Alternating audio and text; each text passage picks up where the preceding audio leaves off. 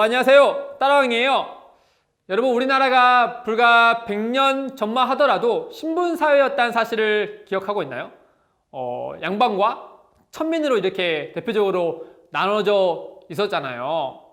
오늘날에는 헌법 아래 모든 사람이 동등한 존재이지만 그 당시에는 그리하지 못했잖아요. 그때 교회 안에서도 아마 비슷한 일들이 많이 있었던 모양이에요. 어떤 일이 있었느냐? 19세기에 여러 서양의 선교사님들이 조선이란 우리나라에 들어와서 복음을 증거하셨거든요.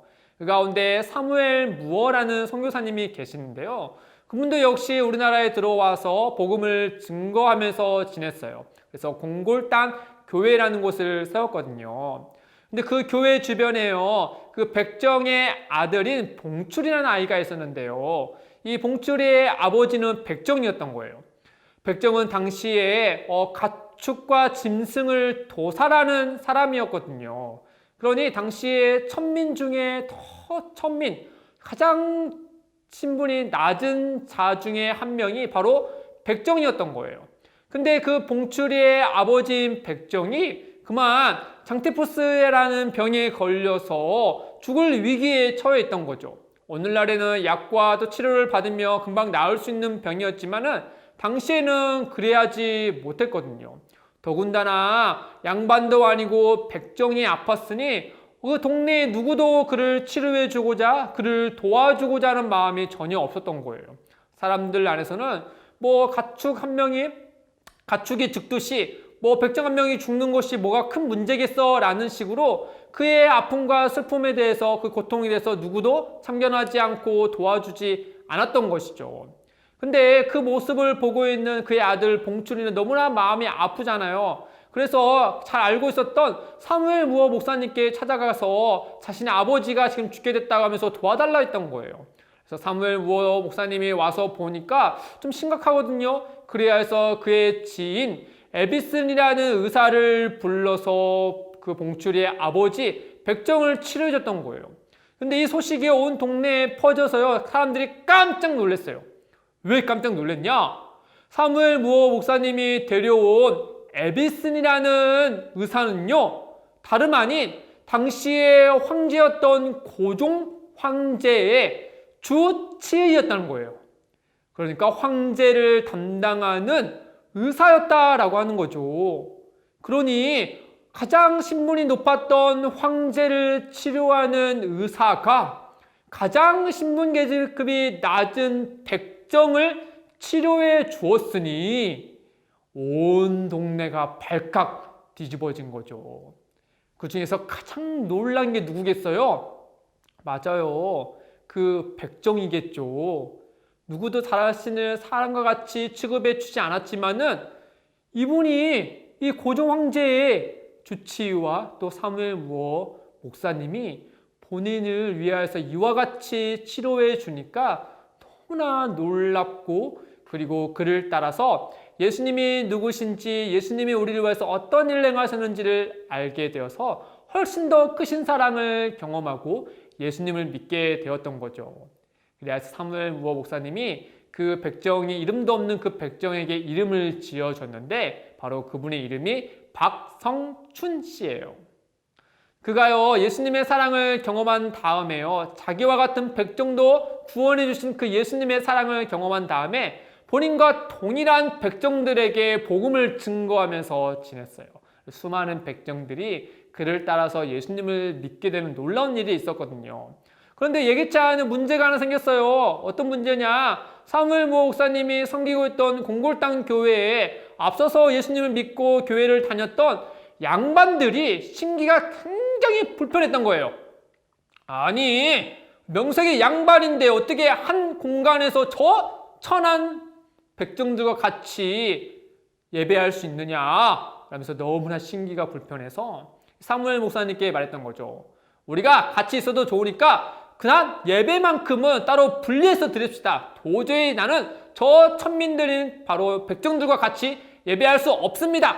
분리해서 하시쇼! 라고 말을 했던 거죠. 사무엘 목사님이 그럴 수 없습니다. 라고 말하자, 그러면은 우리가 그 예배하는 공간에서도 가장 좋고 앞좌석은 양반들이 앉고 그 다음에 뒷좌석은 저 백성들이 앉게 합시다. 어떻게든 구분을 해 주십시오. 라고 말하자 사무엘 모어 목사님이 안 됩니다. 라고 말하면서 그들에게 이렇게 얘기했던 거예요. 여러분, 예수 그리스도께서 우리를 사랑하신 그 복음에는 차별이 없습니다. 그러니 누구든지 동등하게 하나님 앞에 예배할 수 있습니다. 라고 이야기했던 거예요. 여러분, 이처럼요, 야고보가요 편지를 썼던 그 교회들에도요, 그 교회 안에서도 이와 같은 차별이 너무나 노골적으로 드러났던 모양이에요. 야고보는요 그들에게 이르기를 너희는 사람을 차별하지 말아라 라고 메시지를 전했어요.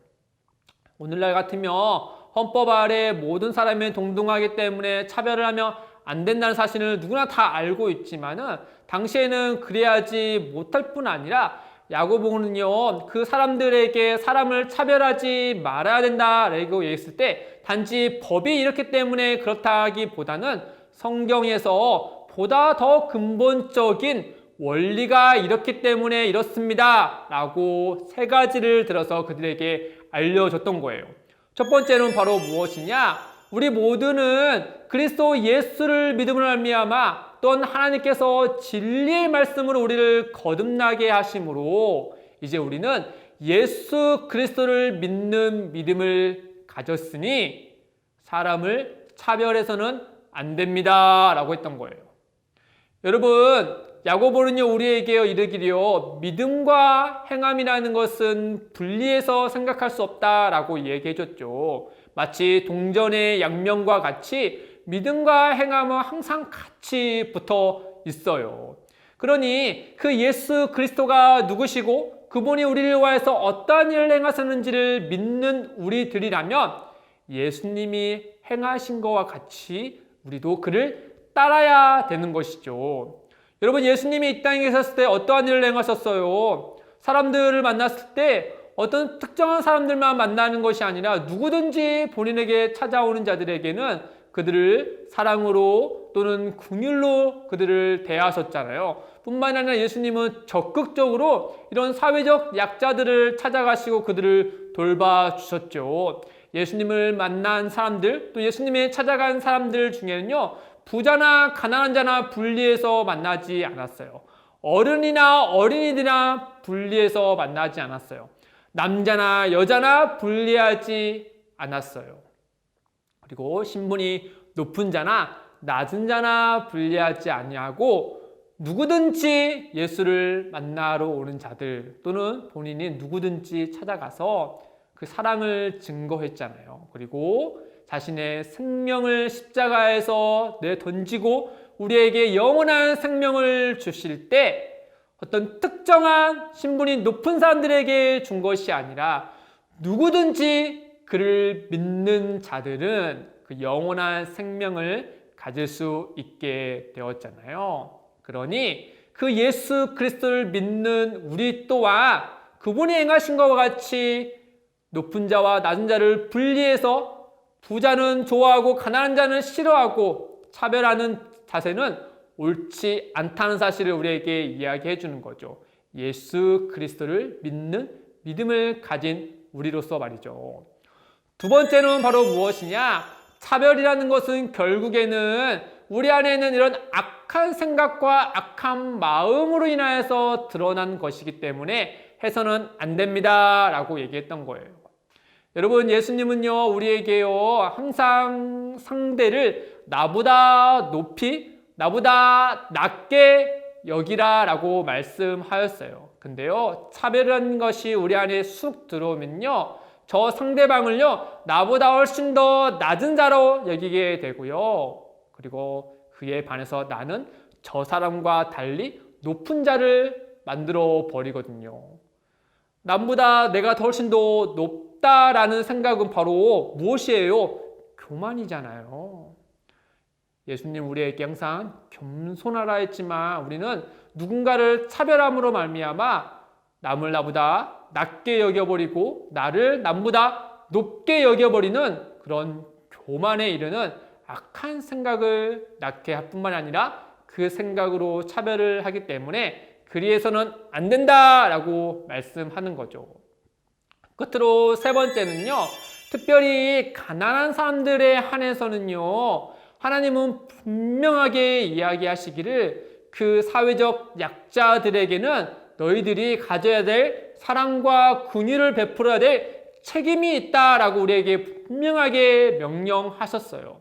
그런데 사람을 차별하는 것은 곧 하나님의 명령하신 것을 어기는 것이고 또 그분의 이름을 욕되게 하는 것이기 때문에 차별해서는 안 된다라고 이야기했던 거죠. 여러분 심지어는요 성경에는요 예수님께서 비유로 얘기하실 때요 내 형제 중에 지극히 낮은 자 한 사람을 위하여서 내가 섬길 때 냉수 한 그릇이라도 내어줄 때 예수님은 그 지극히 작은 자에게 행한 것이 곧 나에게 행한 것이다 라고 이야기했어요.